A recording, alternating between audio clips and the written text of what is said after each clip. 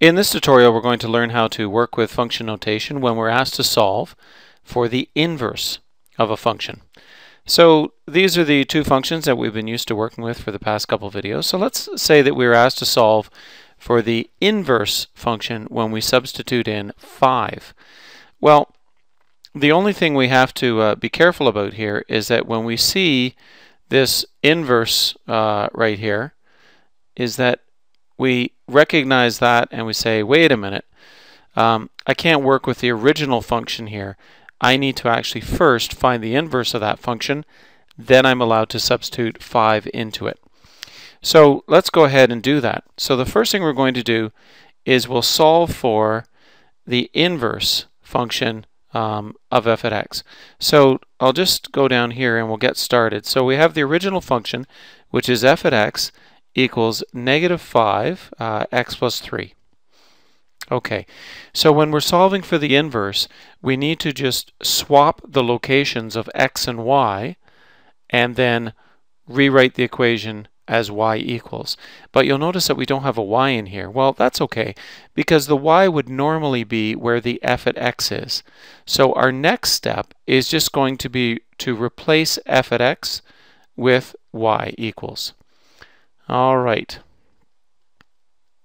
Now, we have y and we have x. So the next thing we're going to do is we're going to swap. We're going to take the x and the y and we're going to change their locations.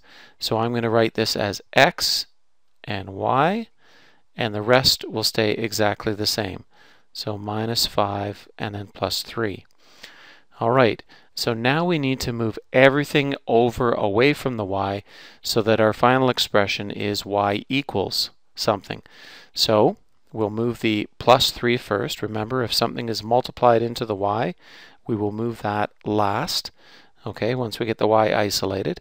So I'm going to move this 3 here, so we'll just move it to the other side, and we will get x minus 3 equals negative 5y. Perfect. And last but not least, we will take and divide both sides by negative 5, and we will have x minus 3 divided by negative 5 equals y. Okay, so this is now the inverse function. So I'm going to go ahead and I'm going to rewrite that, removing the y and replacing it instead with f at negative 1, because that's what the inverse function means. So the last step will be the inverse of this function in terms of x is written as x minus 3 divided by negative 5. Now, I could clean this up a little bit. I could separate the x and the 5 from the 3 and the 5 and break it up so it looks like a linear function in slope-intercept form. But for our purposes, I'm just going to leave it like this because we're quickly going to use this equation to solve our answer here. So let's go back up to the top.